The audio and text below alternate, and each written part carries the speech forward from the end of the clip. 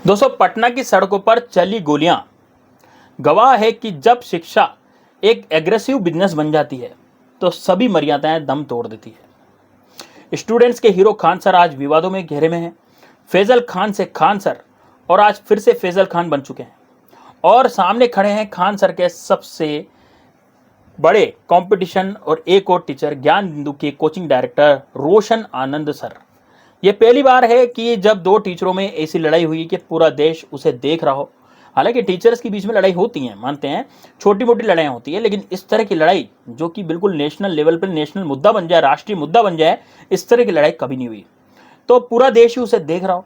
तो इस तरह की लड़ाई जो है अब ये हुई है खान सर रोशन सर के बीच। एक तरफ रोशन सर जहां जेल में बंद हैं और सुगबुगाहट तेज है कि खान सर का नंबर अगला है। तो चलिए आपको बताते हैं कि दो टीचर की लड़ाई आज देश का सबसे बड़ा मुद्दा कैसे बन चुकी है और कैसे लड़ाई अरबों करोड़ों रुपयों की है। साथ ही क्यों कोचिंग सेंटर को माफिया कहा जा रहा है। नमस्कार दोस्तों, मैं हूं शुभम अग्रवाल और आप देख रहे हैं नमस्ते इंडिया।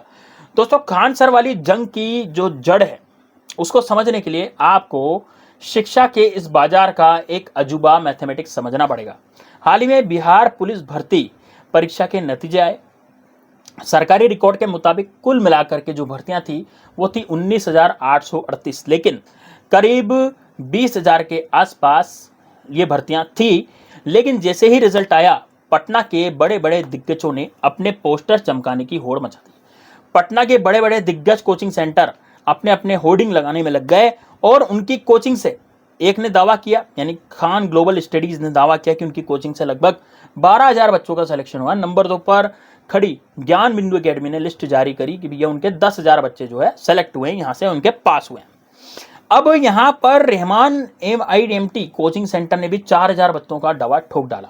अब आप सोचिए, इन तीनों बड़े प्लेयर्स के दावों को जोड़कर देखें तो लगभग 26,000 का आंकड़ा बैठता है, यानी कि 26,000 बच्चे जो हैं पास हुए हैं। जबकि नौकरियां कितनी थी? नौकरियां थी 19,838। तो यहीं पर घालमेल नजर आने लग जाता है कि कोचिंगों ने दावा किया, भाई एक कोचिंग ने 10,000, दूसरे ने 12,000, तीसरे ने 4,000, टोटल हुए 26,000 सिलेक्शन, तो लेकिन 19,838 हुए सरकारी रिकॉर्ड के मुताबिक। तो ये मुमकिन कैसे है भैया? 26,000 बच्चे जब सेलेक्ट नहीं हुए तो आप 26,000 बच्चों को किस तरह से आप सिलेक्शन के दायरे में ला रहे हैं? तो क्या ये बिहार का नया गणित है या फिर इसके पीछे भी कुछ वॉर है या क्रेडिट वॉर है? दिखते हैं। जब एक स्टूडेंट्स मेंस या कहीं और से पढ़ता है और प्रीलिम्स कहीं और से पढ़ता है या टेस्ट सीरीज वो ज्वाइन कर लेता है तो हर कोचिंग संस्थान उसकी तस्वीर पर अपना ठप्पा लगा देता है। ये शुरू से होता जा रहा है। IIT की कोचिंग, नीट की कोचिंग में भी ऐसा ही होता है कि भाई जैसे मान लीजिए एक कोचिंग से वो बच्चा पढ़ रहा था, दूसरी कोचिंग का उसने टेस्ट सीरीज ज्वाइन करा, तो वो टेस्ट सीरीज ज्वाइन जहां से करा वो भी अपना दावा ठोक देगा कि भाई हमारे यहाँ से ये बच्चा जो है वो पढ़ा हुआ है। क्योंकि बाजार में जिसकी लिस्ट जितनी ज्यादा होगी, अगले सीजन में उसकी दुकान उतनी ही ज्यादा चलेगी। बस फिर क्या था, 2 जून की रात खान सर के कोचिंग सेंटर पर 15-20 लोग हमला करते हैं। खान सर के मैनेजमेंट की तरफ से सीधे तौर पर ज्ञान बिंदु एकेडमी के मालिक रोशन आनंद पर साजिश रचने का आरोप लगाया जाता है।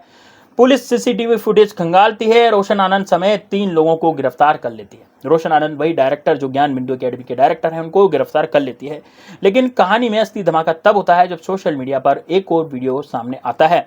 इसमें खान सर के 2 गार्ड्स गोली चलाते हुए दिखते हैं और इसी आधार पर पटना पुलिस ने BANS की धारा 109 और आर्म्स एक्ट के तहत खान सर यानी कि फैजल खान को इस मामले में मुख्य आरोपी मानते हुए नामजद FIR दर्ज कर ली।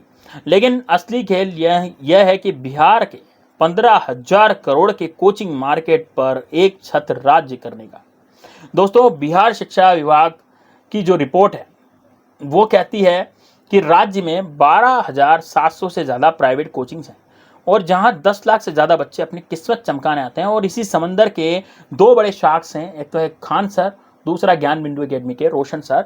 और ये बाजार के जानकार सीधे शब्दों में कहते हैं कि ये लड़ाई नंबर 1 और नंबर 2 की है कि कौन नंबर 1 पे रहेगा। अगला रोशन सर की ज्ञान बिंदु कोचिंग पर कोई दाग लगता है तो उनके पैर उखड़ते हैं, तो उसका फायदा सीधा खान सर को होगा।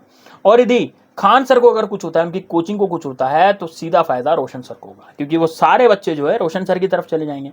खान सर की कोचिंग को कुछ होता है तो, और यदि रोशन सर की कोचिंग को कुछ होता है तो सारे बच्चे खान सर की तरफ चले जाएंगे। यानी कि ये सीधा डबल वाला गेम है। अब दोस्तों सोचिए, रोशन सर का गुट खान सर पर आरोप लगा रहा है ना, रोशन सर का जो गुट है वो खान सर पर आरोप लगा रहा है, तो खान सर का जो गुट है वो इनकी तरफ आरोप लगा रहा है। मतलब आरोप प्रत्यारोप का ये दौर जो है वो चल रहा है। लेकिन चमक धमक आंखों लाखों फॉलोवर्स और अरबों व्यूज वाली इस चमचमाती इंडस्ट्री का दूसरा पहलू है।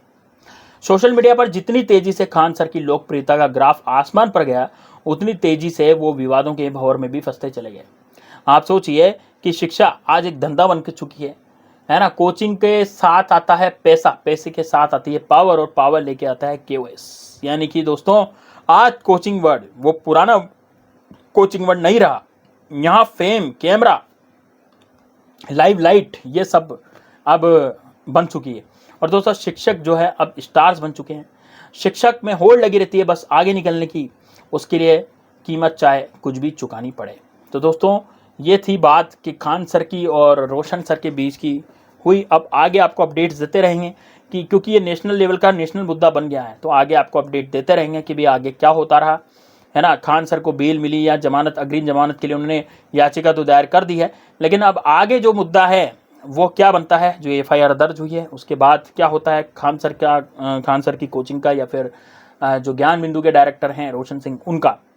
तो बने रहिएगा हमारे चैनल पर। ज़्यादा से ज़्यादा वीडियो को लाइक कीजिए, ज़्यादा से ज़्यादा शेयर कीजिए, और आप कमेंट बॉक्स में अपनी राय भी दीजिएगा भी आप क्या समझते हैं इसके बारे में। तो चलिए दोस्तों मिलते हैं नेक्स्ट वीडियो में, तब तक के लिए जय हिंद, जय भारत।